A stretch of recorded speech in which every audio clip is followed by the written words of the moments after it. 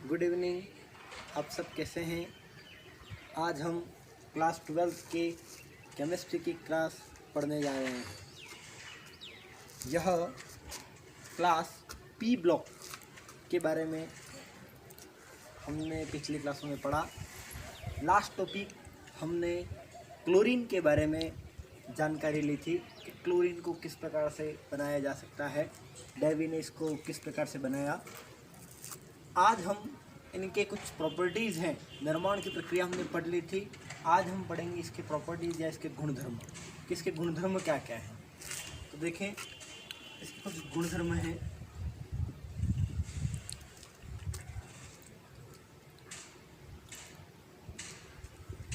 पहला, यह वायु से 2.5 गुना भारी है। क्या है? यह वायु से 2.5 गुना भारी होती है। दूसरा, इसके संपर्क में आने से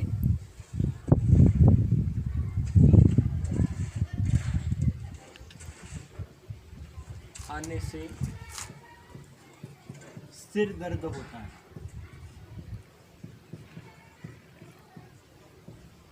इसके संपर्क में आने से सिर दर्द होता है। तीसरा, यह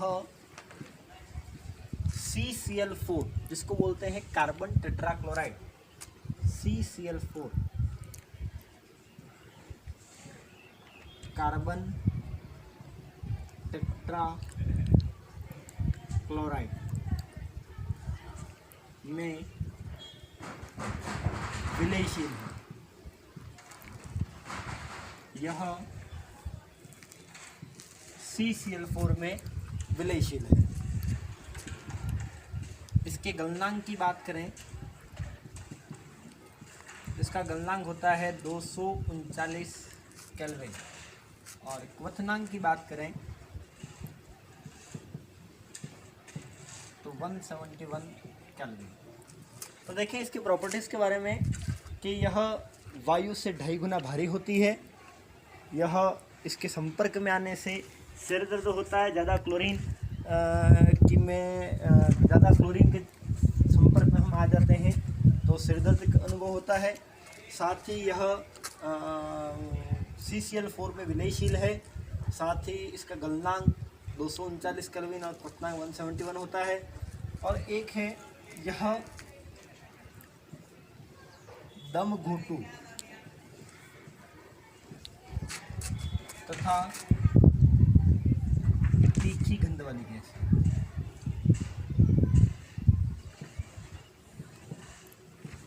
गंध वाली गैस है। ठीक है, ये इसकी प्रॉपर्टीज़ है। ज़्यादा इसको मतलब सूंघ लें तो हमको दम घुट रहा हो, उस प्रकार से इसका एहसास होता है। अब इसे नोट करें।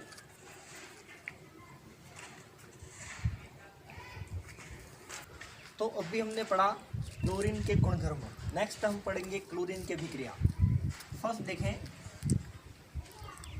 पहली अभिक्रिया अमोनिया के आधिक्य के साथ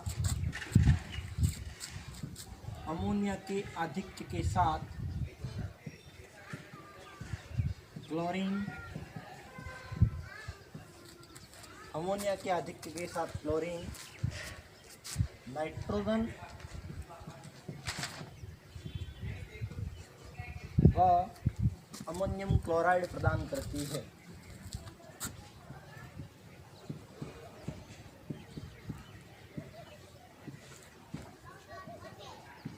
अमोनियम क्लोराइड प्रदान करती है।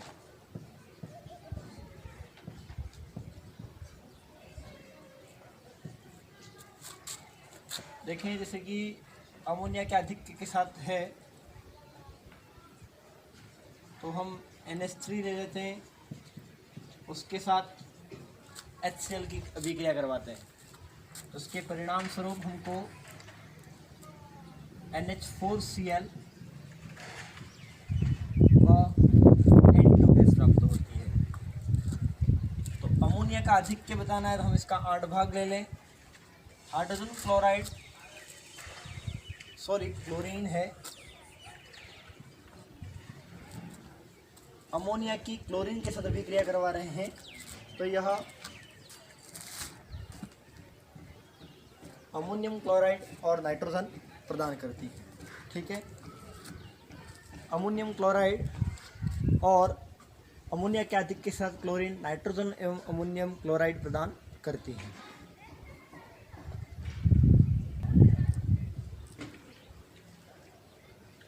दूसरी देखें, शुष्क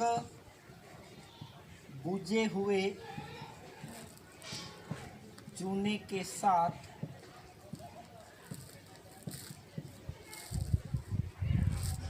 यह विरंजक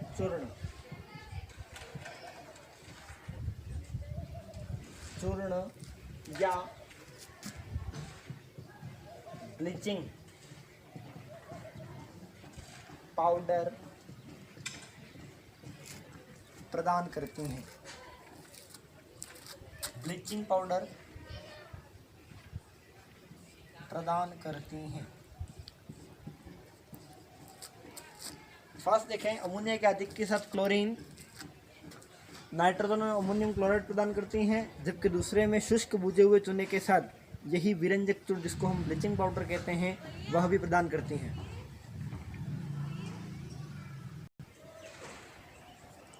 सेकंड देखें, शुष्क बुझे हुए चूने के साथ यह विरंजक चूर्ण प्रदान करती हैं। शुष्क बुझा हुआ चूना हमारे पास दे रखा है, क्लोरीन की अभिक्रिया करवाते हैं, साथ में हमको ब्लीचिंग पाउडर प्राप्त होता है। तीसरा,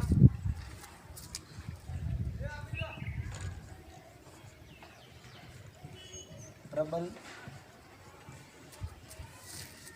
विरंजनकारी के रूप में स्थित होती है। विरंजनकारी है, मतलब यह विरंजन क्लोरीन की शुष्क क्लोरीन की उपस्थिति में उनको विरंजित कर देती है, या नमी की उपस्थिति में कार्बनिक पदार्थों को भी विरंजित कर सकती है। यह प्रबल विरंजनकारी है। साथ में आप देख सकते हैं यह नमी की उपस्थिति में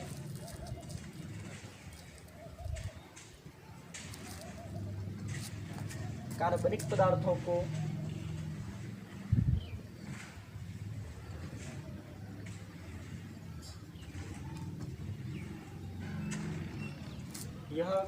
पदार्थों को विरंजित कर देती है।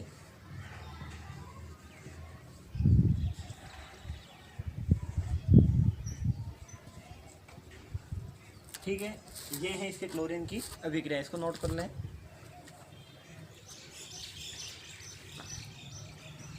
नेक्स्ट हम पढ़ेंगे इनके उपयोग के बारे में कि उनके उपयोग क्या है।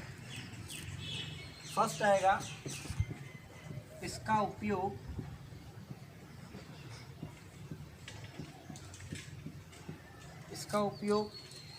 काष्ठलुगदी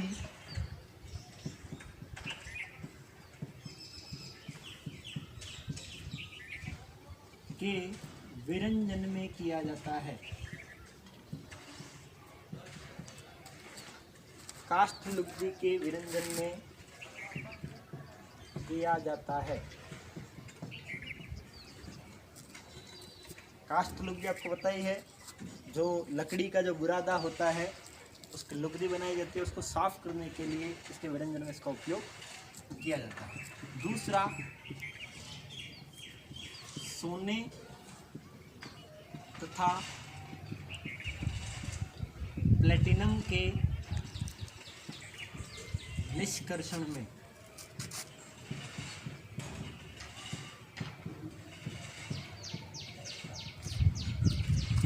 जब भी खनिज के रूप में सोना या प्लेटिनम चीज़ें प्राप्त होती हैं तो वो निश्चित रूप में प्राप्त होती हैं, तो उनको अलग अलग करने के लिए उनका विरंजन में तथा उनके निष्कर्षण में मतलब इसका उपयोग किया जाता है।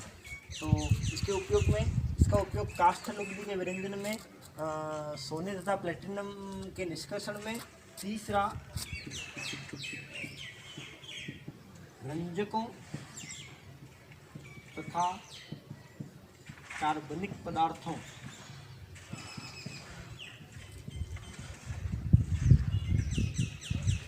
जैसे CCl4, DDT आदि के निष्कर्षण में।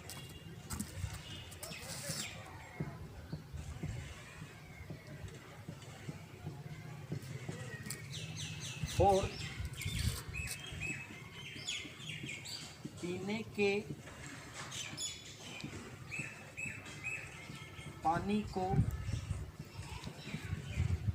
रोगाणु रहित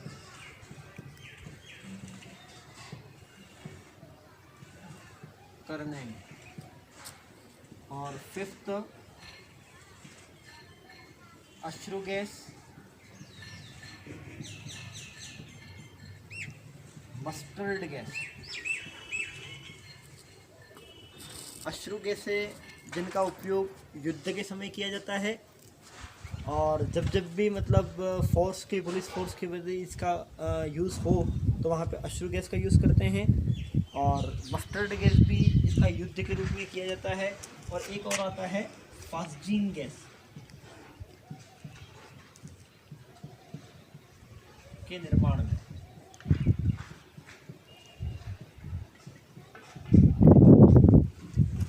देख लें इसका उपयोग। इसका उपयोग काष्ठ लुगदी के विरंजन में किया जाता है। काष्ठ लुगदी को बनाने में इसका उपयोग होता है। सोने तथा प्लेटिनम के निष्कर्षण में इसका उपयोग किया जाता है तथा रंजकों तथा कार्बनिक पदार्थ जो होते हैं CCl4, DDT आदि का निष्कर्षण या उनका संश्लेषण किया जाए, उनको एकत्रित किया जाए, उसमें इसका उपयोग कर सकते हैं। पीने के पानी को रोगाणु रहित करने में इसका उपयोग किया जाता है। अश्रु गैस, मस्टर्ड गैस और फास्जिन गैस जो युद्धक गैसें होती हैं, उनके रूप में उनके निर्माण में इनका उपयोग या उनके संश्लेषण में इनका उपयोग किया जाता है। ठीक है, इसे नोट करें।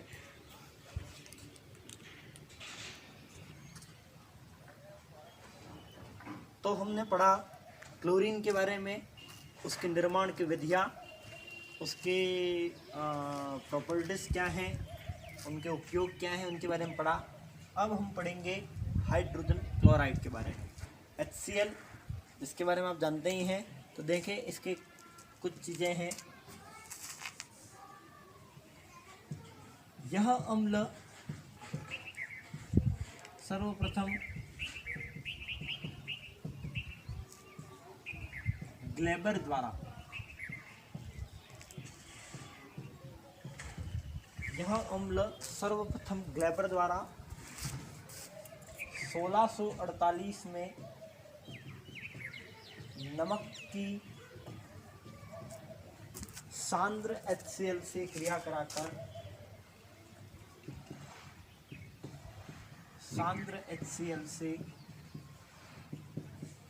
कराकर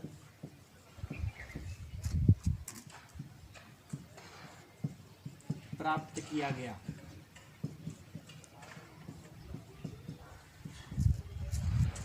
सबसे पहले क्या किया, ग्लेबर नाम का वैज्ञानिक था, उसने 1648 में क्या किया, नमक लिया और उसके साथ सांद्र HCl की क्रिया करवाई, जिससे हमको हाइड्रोजन क्लोराइड प्राप्त हुआ। पहले स्टार्ट में उसने इतना ही किया। फिर जब इसको प्रयोगशाला में बनाया गया, प्रयोगशाला में क्या किया गया, सोडियम क्लोराइड जो था उसको प्रयोगशाला में देखें इसके निर्माण की विधि।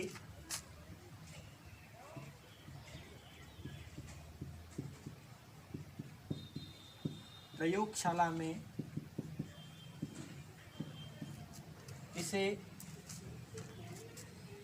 जब इसे बनाया गया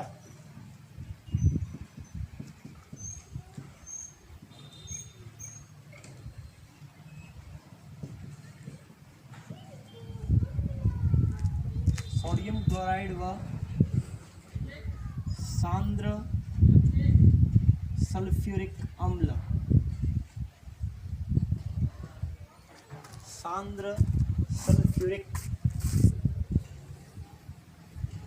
अम्ल की 420 केल्विन ताप पर गर्म करके इसे प्राप्त किया गया। गर्म करके इसे प्राप्त किया गया। अब देखें, सोडियम क्लोराइड हमारे पास था और सांद्र सल्फ्यूरिक अम्ल था। जब इसकी अभिक्रिया 420 केल्विन पर करवाएगी तो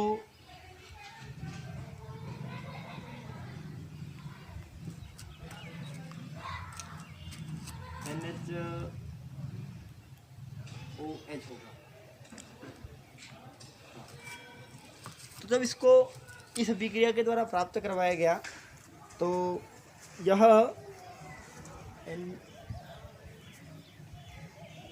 एक मिनट, यहाँ पे गलती हुई है।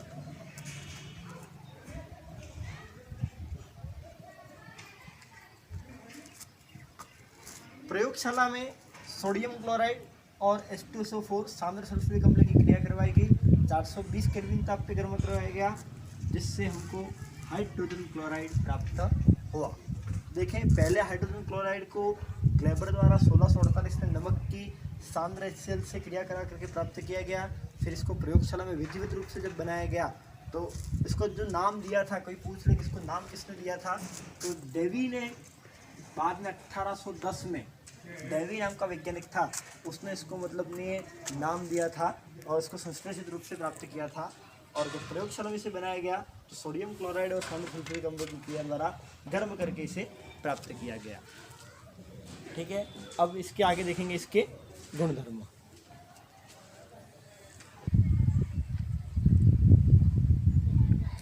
आगे देखें इसके गुणधर्म, प्रॉपर्टीज के बारे में देखते हैं। यह रंगहीन, गंधहीन गैस है जिसे द्रव में परिवर्तित किया जा सकता है।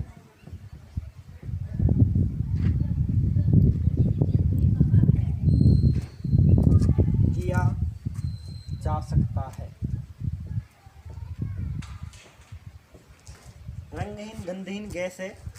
सामान्यतः इसको हम मतलब नहीं द्रव में परिवर्तित करना चाहें तो परिवर्तित कर सकते हैं। सेकेंड, इसके क्वथनांक के बारे में बात करें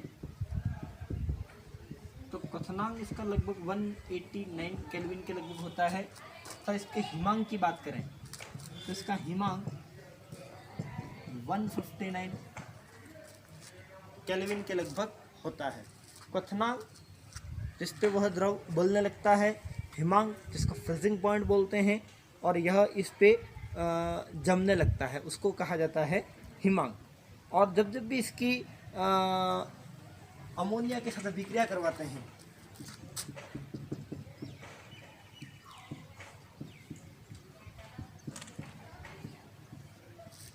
अमोनिया के साथ अभिक्रिया कराने पर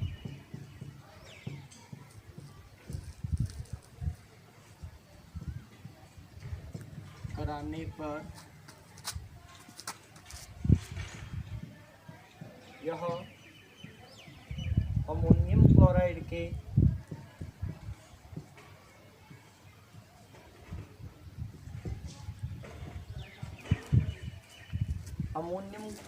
के श्वेत धूम्र प्रदान करती है। ठीक है, जब भी इसको अमोनिया के साथ इसकी इक्वेशन की जाती है तो यह अमोनियम क्लोराइड के वाइट रिंग के छल्ले या श्वेत धूम्र के रूप में यह हमको प्राप्त होती है। दूसरा, इस पे देखा जाए तो यह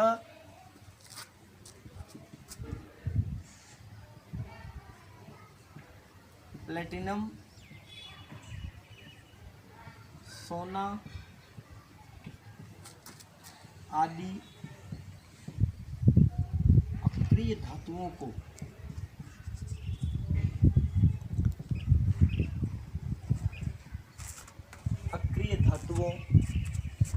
को गलाने की क्षमता रखती है।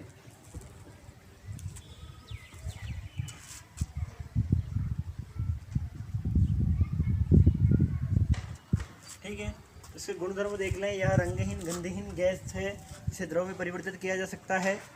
इसका क्वथनांक 189 केल्विन तथा हिमांक 159 केल्विन होता है।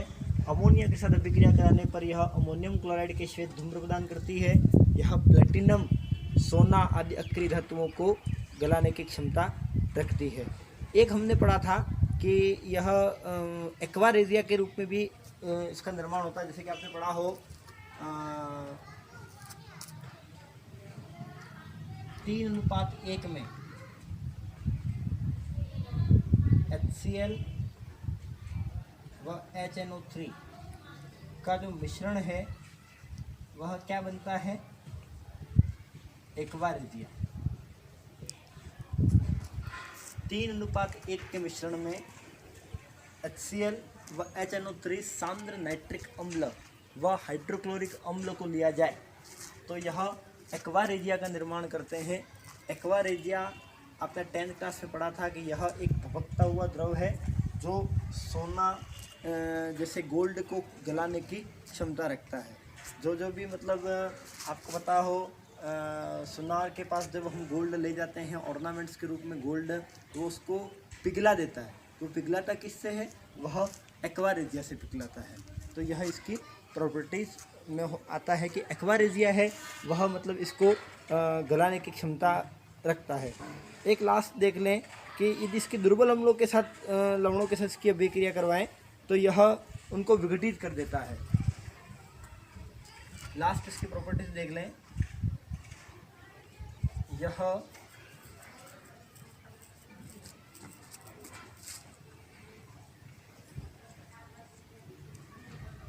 लवणों जैसे कार्बोनेट,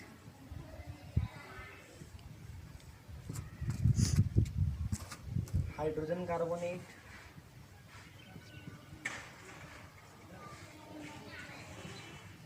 कार्बोनेट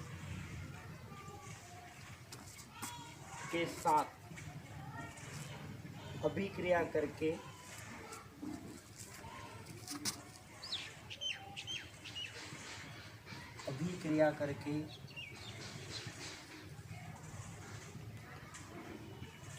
अपघटित कर देता है।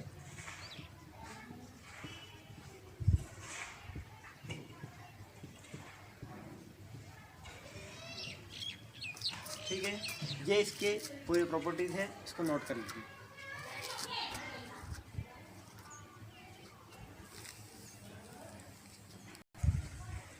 अब हम इसके उपयोग पढ़ेंगे हाइड्रोजन क्लोराइड के। फर्स्ट देखें, पहला हम लिख सकते हैं एक्वा रेजिया बनाने में।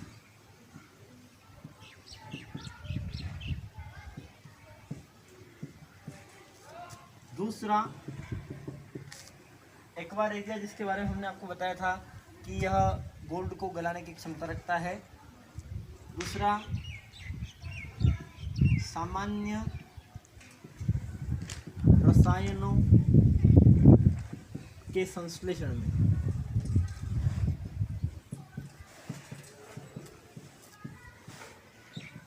तीसरा, रंजकों, कैलिको प्रिंटिंग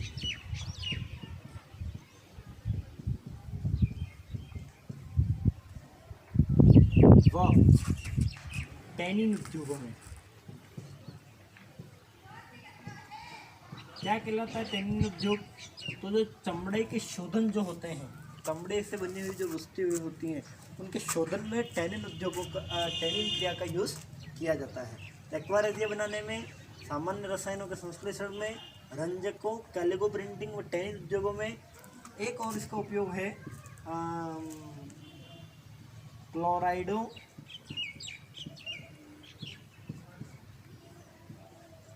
व क्लोरीन के उत्पादन में और प्रयोगशाला में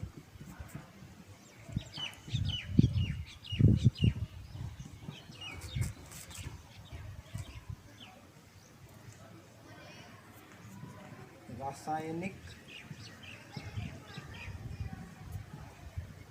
उद्योगों के अभिकर्मक के रूप में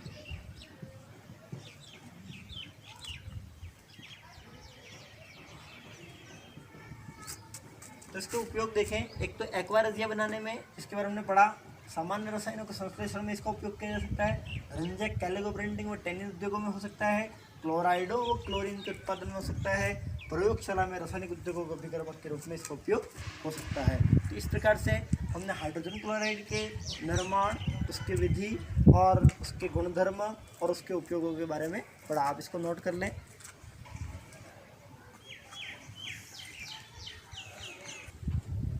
तो गुणधर्म के बाद क्लोरीन के ऑक्सो अम्ल या क्लोरीन की कुछ अनुनादी संरचनाओं के बारे में देखते हैं। क्लोरीन की संरचनाएं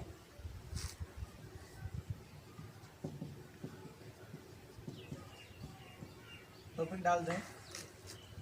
वैसे तो ये एग्जाम में क्लोरीन के बारे में नहीं आता है, लेकिन फिर भी आपको बता दें, बुक में दे रखी हैं। पहले हम क्लोरस अम्ल के बारे में देखेंगे। क्लोरस अम्ल अस अम्ल, जिसमें मतलब ऑक्सीजन उपस्थित हैं। अस और इक के बारे में पहले आपको बताया था। क्लोरस अम्ल है, हाइड्रोजन है, क्लोरीन है, उसके साथ ऑक्सीजन दोनों पार्टों पे जुड़े हुए हैं। कोई भी अम्ल है वह हाइपो कब बनेगा? जब इसमें से ऑक्सीजन रिड्यूस होगा। तो रिड्यूस होने पर हमने पहले भी पढ़ा था, जो अनुनादी संरचनाएं पढ़ी थी, इसमें से एक ऑक्सीजन रिड्यूस हो जाएगा, तो यह हाइपोक्लोरस अम्ल कहलाएगा। ठीक उसी प्रकार से क्लोरिक अम्ल, ऑक्सीजन की वृद्धि होगी उसमें, और Cl के साथ ऑक्सीजन 3 पार्ट में जोड़ करके उसके साथ हाइड्रोजन जुड़ेगा। और पर क्लोरिक कब जुड़ता है? जिस प्रकार से क्लोरस से हाइपो के जब हम शब्द जोड़ते हैं हाइपो, तो उसमें एक ऑक्सीजन रिड्यूस होता है। उसी प्रकार से क्लोरिक अम्ल में यदि हम एक ऑक्सीजन जोड़ते हैं तो वह किस प्रकार की संरचना देता है? पर क्लोरिक की संरचना देता है। इस प्रकार से यह क्लोरीन की संरचनाएं होगी। आज हमने क्लोरीन और हाइड्रोजन क्लोराइड के बारे में पढ़ा। साथ ही इस पी ब्लॉक के जो चैप्टर्स थे उसमें हम धीरे धीरे हम आगे बढ़ रहे हैं। वर्ग 17 के बाद नेक्स्ट हम वर्ग 18 पढ़ेंगे। आज की क्लास यदि आपको कैसी लगी, अच्छी लगी है, तो आप इसे लाइक और सब्सक्राइब करें। और साथ ही यदि कोई आपको चीज़ समझ में नहीं आ रही है तो आप कमेंट बॉक्स में कमेंट अवश्य करें। Okay, thank you.